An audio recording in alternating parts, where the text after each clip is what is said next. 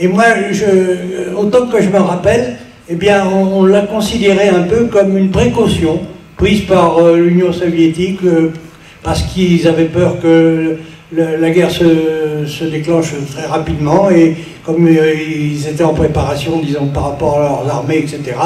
Donc nous, on a fait une confiance, parce qu'il faut le dire, on avait une confiance énorme dans l'Union soviétique et on a donc trouvé cette explication. Mais c'est vrai que c'était pas non plus toute l'explication, même s'il y avait une partie de vrai, mais c'était pas toute l'explication et donc ça n'était pas non plus, je crois, la bonne forme de faire à ce moment-là. C'est clair.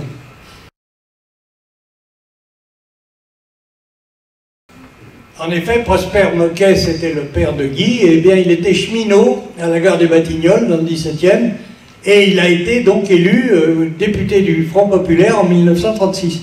Et tout naturellement, bon, quand il y a eu le gouvernement Daladier et ensuite les décisions prises, eh bien Prosper Moquet s'est trouvé donc inculpé comme tous les députés communistes et ils ont été arrêtés et ils ont été, comme vous le savez, ensuite emmenés en Afrique du Nord où ils ont été détenus jusqu'à la fin de la guerre. Voilà comment ça s'est passé à ce moment-là. Et naturellement, Guy ressentait d'une façon très particulière l'arrestation de son père parce qu'il a mené une campagne dans ses écrits où il écrit au président de la République, où il a fait tout un tas de choses, où il disait c'est pas possible qu'on puisse arrêter quelqu'un qui n'a rien fait d'autre que d'exercer son mandat. Alors donc il avait fait cette campagne et ça prouvait d'ailleurs l'état d'esprit qu'il avait et l'esprit de décision qu'il avait et disons que pour ça on l'aimait beaucoup.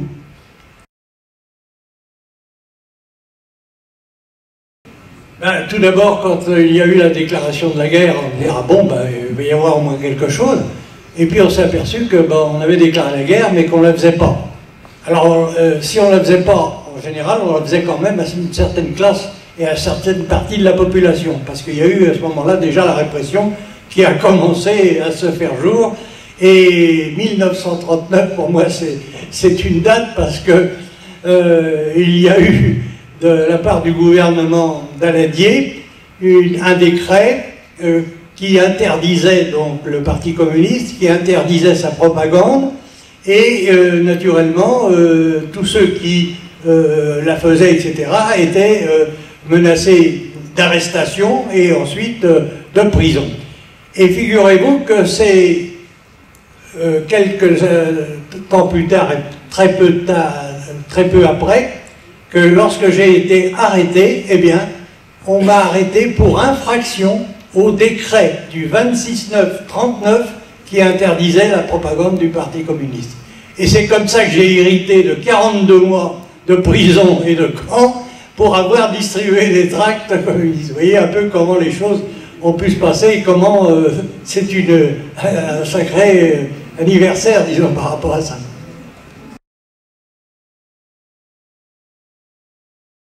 En effet, les troupes allemandes rentrent en France en juin, et immédiatement, en juillet, comme vous le savez, il va y avoir les premiers éléments de la résistance. Chacun a entendu parler de l'appel du général de Gaulle.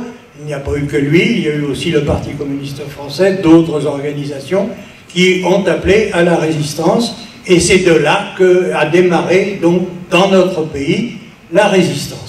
Mais comme vous le savez, elle a pris des formes et elle a été composée d'éléments tout à fait différents, enfin de nombreux, etc. Donc j'aurai l'occasion de vous expliquer si vous posez des questions. Et tout ce que l'on peut dire, c'est que la première des choses, eh bien, ça a été de nous réunir, de constituer ce groupe qui s'est appelé les bataillons de la jeunesse et naturellement d'engager les premières actions de la résistance. Et ces premières actions, eh bien, elles ont consisté essentiellement à expliquer ce qui venait de se passer. Parce que pour la population française, en l'espace de quelques mois, il y avait eu la guerre, il y avait eu l'enfoncement des lignes de l'armée française, la débâcle, le départ sur les routes de milliers de Français qui se sont fait bombarder par l'aviation italienne et allemande, qui se sont fait tuer, etc. Et tout cela, ça s'est fait en l'espace de quelques temps.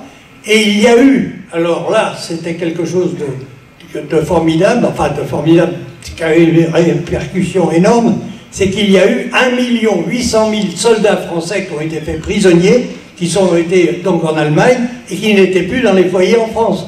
Ça veut donc dire que dans les foyers, eh bien, qui c'est qui a pris les rênes? Eh bien, c'est les mères de famille avec les enfants.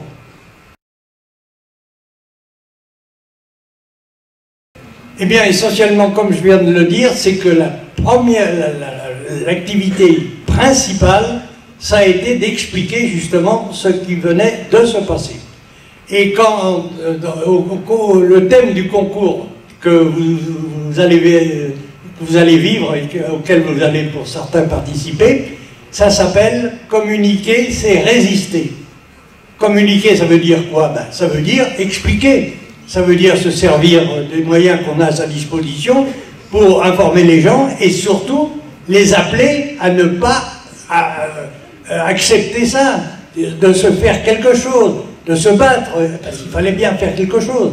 Et c'est de là que naturellement la résistance a commencé et comme vous le savez, elle a pris de multiples aspects et naturellement avant que se forme la création du Conseil national de la résistance qui va être fêté cette année, eh bien, il y a eu beaucoup de chemins parcourus, différents, etc. Il y a eu énormément de répression, il y a eu énormément de morts, il y a eu énormément de problèmes qui se sont posés à la résistance, y compris sa réunification, ça n'a pas été simple.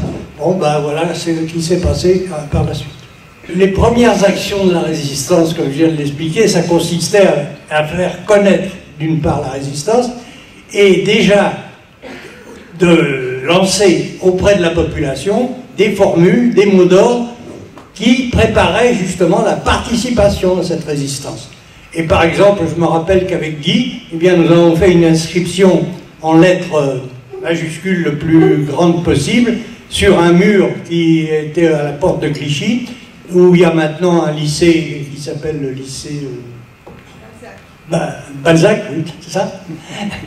Eh bien, le thème de cette inscription, c'était « À la porte l'occupant ». Donc ça voulait dire qu'on voulait chasser l'occupant de notre pays. Et naturellement, ça ne s'est pas limité à ça. Après, il y a eu les graffitis, il y a eu la distribution des tracts par milliers, il y a eu le collage des papillons, des affiches, enfin, il y a eu les premiers éléments de sabotage contre les lignes téléphoniques et les lignes qui transmettaient le courant, quoi, etc. Tous les éléments qui pouvaient porter atteinte donc à la situation des Allemands dans notre pays ont été naturellement plus ou moins développés par la résistance, avec plus ou moins d'ailleurs de bons effets, parce que on réussissait pas toujours. Il fallait quand même trouver la forme qui permettait à ces tracts où on expliquait les choses, qu'ils soient accueillis par la population. Alors la première technique qu'on avait employée, c'était en vélo, parce qu'on avait que ça à notre disposition.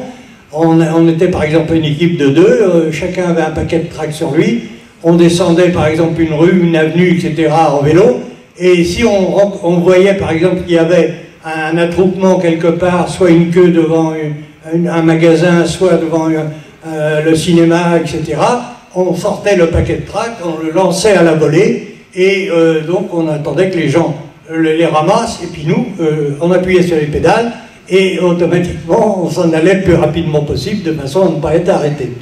Mais on s'est très vite rendu compte que c'était pas la bonne technique, parce que les gens, ils n'osaient pas ramasser par terre le tract que nous venions de jeter. Pourquoi? Tout simplement parce que s'ils étaient vus, ils étaient immédiatement arrêtés, et donc ils pouvaient aller en prison uniquement pour avoir ramassé ce tract.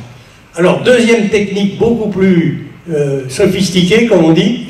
Alors là, on allait au cinéma, on montait, parce qu'à l'époque il y avait le balcon et l'orchestre, on montait au balcon, on avait notre paquet de tracts sur nous, et au moment des actualités, au moment où on parlait des choses qui venaient de se passer, hop, il y avait le cinéma s'éteignait, enfin il n'y avait plus de lumière, et les tracts descendaient comme ça, et les gars qui étaient en bas à l'orchestre, ils voyaient les tracts qui descendaient. Et là, alors, on s'est aperçu que c'était très rentable parce que les gens, du fait qu'ils n'étaient pas vus, ils prenaient le tract et ils le mettaient dans leur poche. Dire qu'ils allaient le lire. Et ça, c'était très important pour nous. Et nous, après, on sortait tranquillement du cinéma et on considérait qu'on avait fait une bonne action. Voilà, une BA.